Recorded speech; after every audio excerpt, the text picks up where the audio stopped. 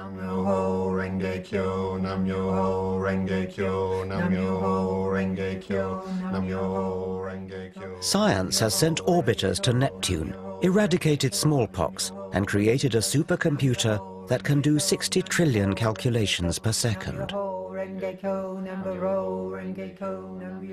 Science frees us from superstition and dogma and enables us to base our knowledge on evidence. Well, most of us. Previously, I've explored how organized faith and primitive religious values blight our lives. You take the women and dress them like whores on the street. I don't dress women, they dress themselves. No, but you allow it as a norm. The fault line runs deeper even than religion. There are two ways of looking at the world, through faith and superstition, or through the rigors of logic, observation and evidence, through reason. Yet today, reason has a battle on its hands. I want to confront the epidemic of irrational, superstitious thinking. Would you understand somebody on the spirit side with the name Charles? I believe that I give... You really believe it? I believe absolutely. Seriously, 100% you believe it? that it's true, because it's been proven to me against my rationality. It's a multi-million-pound industry that impoverishes our culture. Astrology leans toward the divine and the sacred, words which I know you don't like very much. And throws up New Age gurus who exhort us to run away from reality. The tree-ness is the spiritual quality. Or the rockness. Or the rockness. Yeah.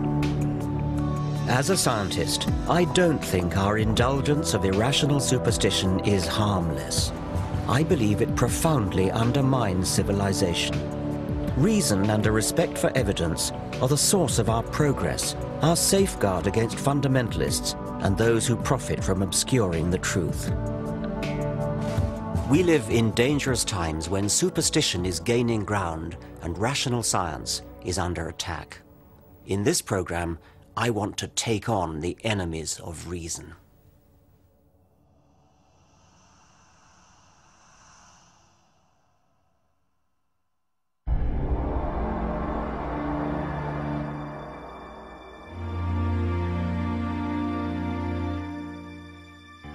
"300 years ago, in the Age of Enlightenment, scientists and philosophers from Galileo to David Hume had the courage to stand up for intellectual principles and reason. The rational science they pioneered has given us tangible benefits. Everything from antibiotics to electricity, sewage systems to sat-nav. And it's not just material progress. Increased life expectancy, health and leisure provided by modern medicine and industrial technology have given more people more time than ever before to educate themselves, express their creativity, and ponder existence. And yet, into this better world that reason has built, primitive darkness is coming back, a disturbing pick and mix of superstitions. Where better to start my journey than a New Age fair? Hello, what do you do? What sort of readings do you do? All kinds. I do the tarot, Yeah. And then I also do the crystal ball. This is George. Hello. What can you do for me? All right, well, we can take it on a photograph. All right, I like that, yes. What do I do? Just sit on the throne there? Just take a seat, please. Shall I take my glasses off? Oh, what have we got here? Right, now, you have got a couple of spirit guides around you at the moment, because I think there's something in your life changing, but I think this is about you as well, being more comfortable with yourself. Now, what you have here is you have somebody in spirit who's really, really close to you, and they've got their arms around your neck. Well, that's very nice to know.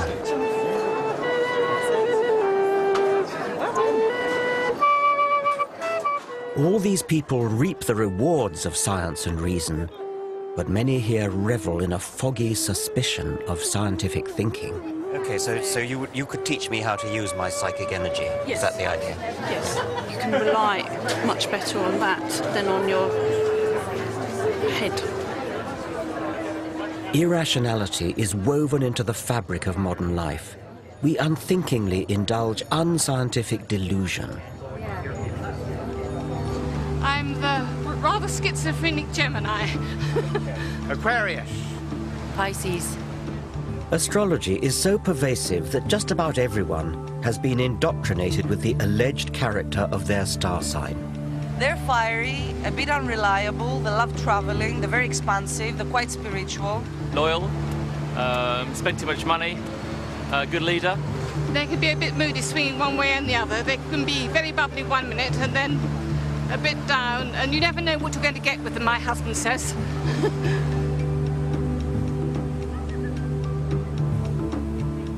A full quarter of the British population claim to believe in astrology.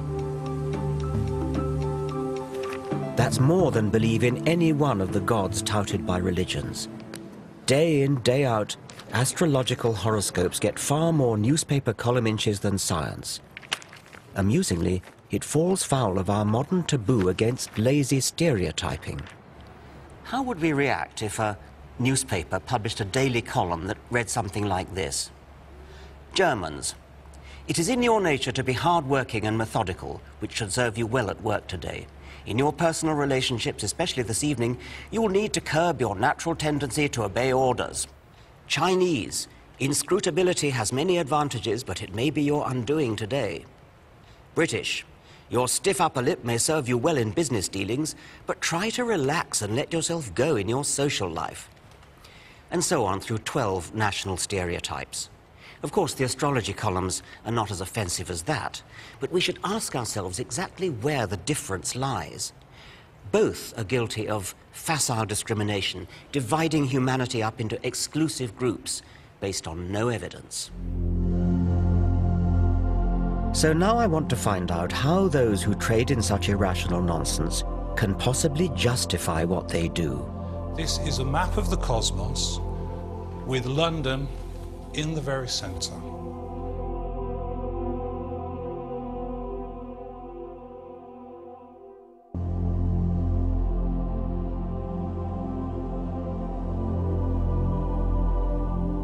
I always thought that by the 21st century, science and reason would have long since cleaned up.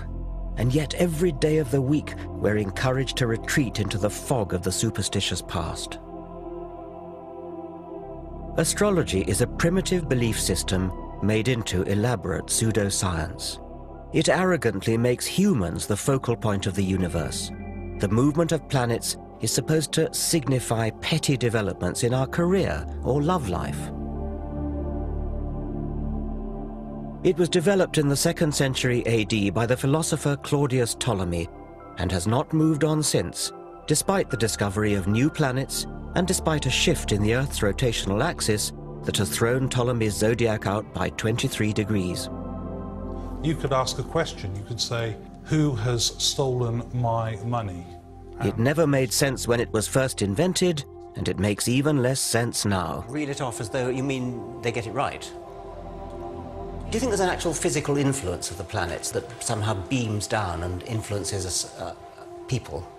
I think it's very hard to see that. I think if you try to understand astrology as a causal agent, right, I think that's hard to imagine how that would happen. I think you have to look at the planets as signifiers. When you look at the movement of Saturn around the zodiac, it's a very strong signifier of what's going on in individual lives. I don't even understand how they could possibly be signifiers. I mean, how could the rise of Saturn possibly be a signifier for something that's going on physiologically in a person's body? The position of planets in the signs of the zodiac. This is what you keep coming back to ask me. How could it possibly work? Yes. And I've told you, I don't know. It's a deep, dark mystery.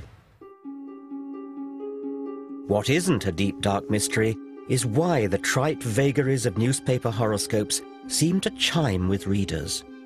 Psychologists have identified what's known as the Barnum effect, whereby people tend to believe statements are accurate for them personally, when in fact they're general enough to apply to anyone.